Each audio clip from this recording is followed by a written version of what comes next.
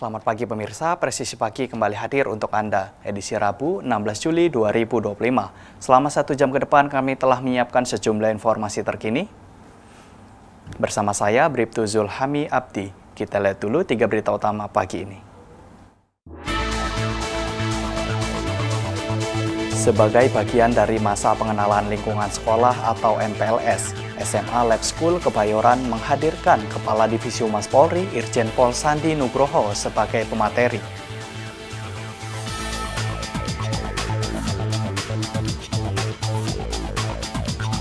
Polda Papua Barat melaksanakan apel gelar pasukan Operasi Patuh Mansinam tahun 2025.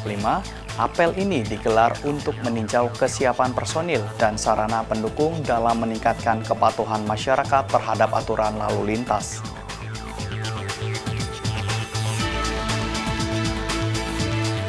Dalam upaya memperkuat peran fungsi Sabara dalam pelayanan Kamtibmas, Polda Kaltim menggelar rapat kerja teknis atau Rakernis Sabara tahun 2025.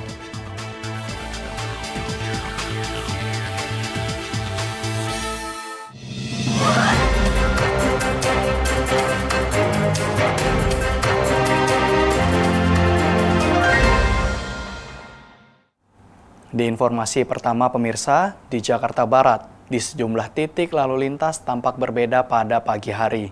Hari Senin, Satlantas Polres Metro Jakarta Barat memulai hari pertama operasi Patuh Jaya 2025 dengan mengedepankan pendekatan humanis dan edukatif kepada para pengguna jalan. Satlantas Polres Metro Jakarta Barat sosialisasikan operasi Patuh Jaya 2025 dengan menggunakan pendekatan humanis dan edukatif kepada para pengguna jalan di Traffic Light Tomang yang menjadi salah satu titik padat lalu lintas di wilayah tersebut. Wakasat Lantas Polres Metro Jakarta Barat AKP Muhammad Ilham mengatakan, hari pertama merupakan tahap awal dengan fokus mengedukasi pengendara terkait tujuan dan prioritas pelanggaran yang menjadi target utama dalam operasi Patuh Jaya 2025.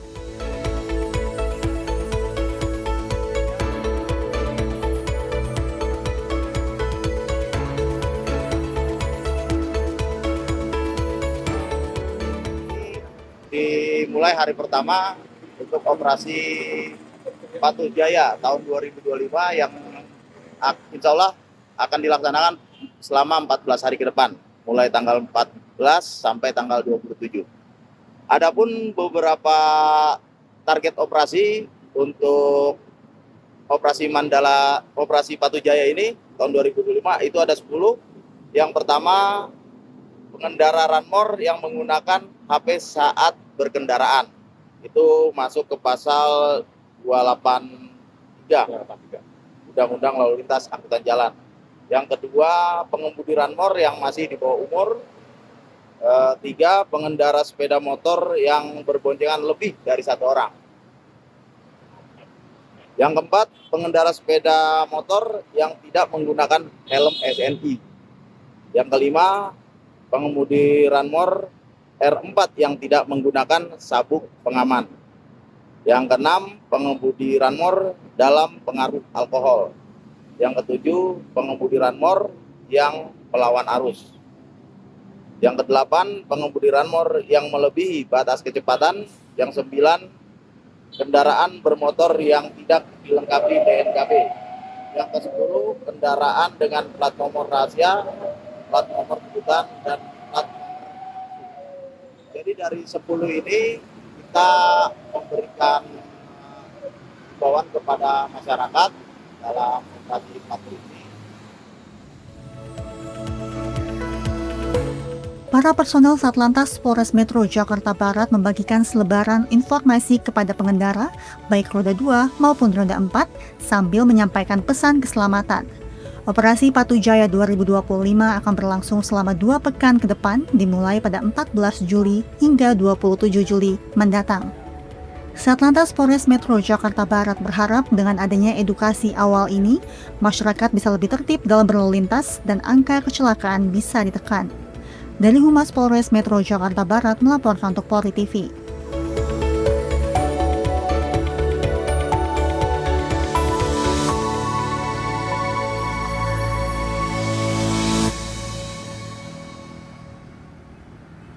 Dan pemirsa, Polda Jawa Barat berhasil mengungkap kasus tindak pidana perdagangan orang atau TPPO yang melibatkan penjualan bayi ke luar negeri. Sebanyak 12 orang diamankan dalam pengungkapan kasus yang diduga terkait jaringan internasional ini. Berikut laporan personil Polda Jawa Barat. Selamat siang dan salam presisi. Pemirsa, kabar mengejutkan datang dari Kepolisian Daerah Jawa Barat. Polda Jabar berhasil membongkar sindikat perdagangan bayi jaringan internasional yang telah beroperasi sejak tahun 2023. Dalam mengungkap kasus ini, sebanyak 12 tersangka berhasil diamankan.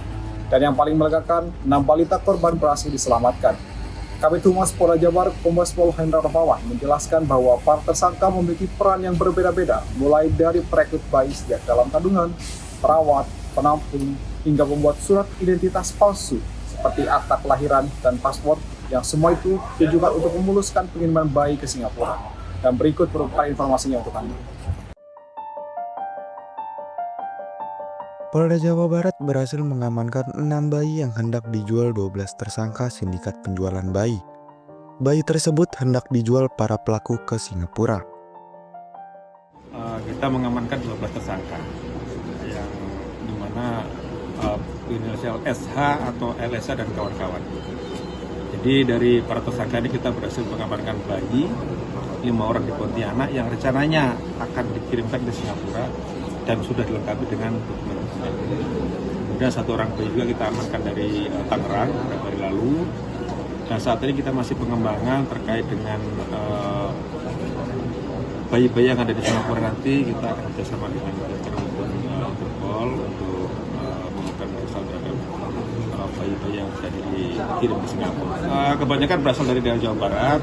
Kasus ini berawal dari laporan salah satu orang tua di mana ada penculikan anak, kemudian kita kembangkan. Dari keterangan tersangka yang ada sudah 24 bayi.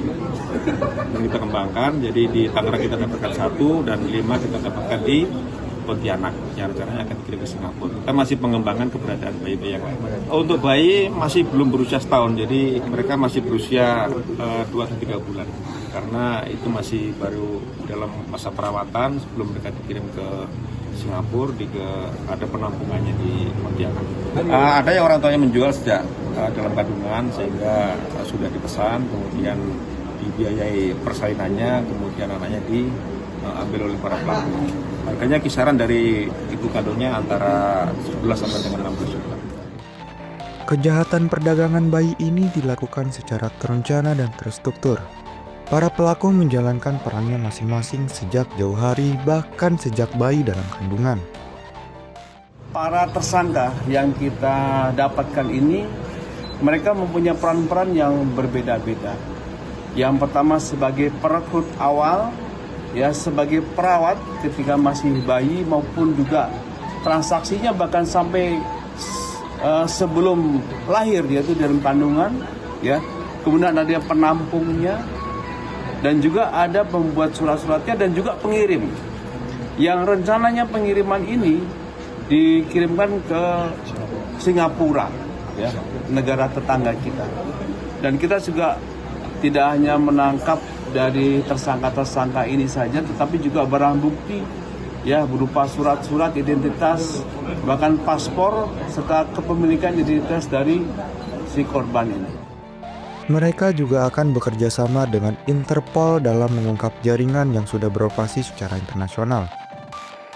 Pengungkapan ini merupakan komitmen Polda Jawa Barat untuk menindak tegas tindak pidana perdagangan orang, terutama yang menyasar korban anak di bawah umur.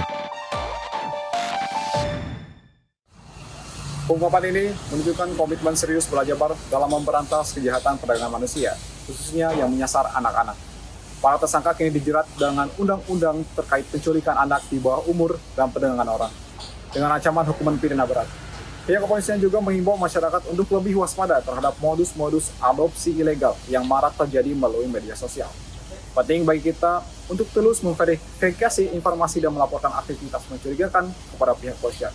Dari Bandung, saya Bribda Fikri, Bid Humas Polda Jabar, melaporkan untuk Poli TV, dan salam presisi. Di informasi berikutnya pemirsa, untuk menambah modal usaha, seorang tukang ketan di Padalarang, Kabupaten Bandung Barat nekat memproduksi uang palsu. Berdasarkan laporan warga, Satreskrim Polres Cimahi bergerak cepat dengan menangkap pelaku beserta ratusan lembar uang palsu dari lokasi penangkapan. Jajaran Satreskrim Polres Cimahi berhasil meringkus seorang pelaku pembuat dan pengedar uang palsu atau UPAL di Kampung Tipar Timur, Desa Laksana Mekar, Kecamatan Padalarang, Kabupaten Bandung Barat. Dari AG, polisi menyita ratusan lembar uang palsu pecahan 50.000 dan 100.000, serta alat pencetakan seperti printer, tinta, dan stempel. Selain uang palsu siap edar, polisi juga menyita 77 lembar uang palsu pecahan 100.000 dan 150 lembar pecahan 50.000 yang masih siap potong, serta 184 lembar uang palsu pecahan 100.000 yang telah dicetak.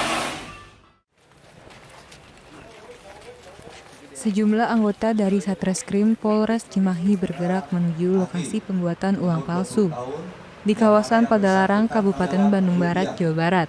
Pelaku bernama AG tak berkutik saat polisi menyergapnya tengah membuat uang palsu. Dari tangan pelaku yang masih berumur 20 tahun ini, polisi menyita barang bukti berupa ratusan uang palsu dengan pecahan 50 dan 100.000, stempel UV, printer, dan spray khusus yang digunakan untuk memberi tekstur mirip uang asli. Dari pengakuan pelaku AG, dirinya memproduksi uang palsu untuk dijual kembali ke pembeli atau pemesan yang dijualnya melalui Telegram. Dari 1 juta uang palsu, dirinya mendapatkan keuntungan 300.000.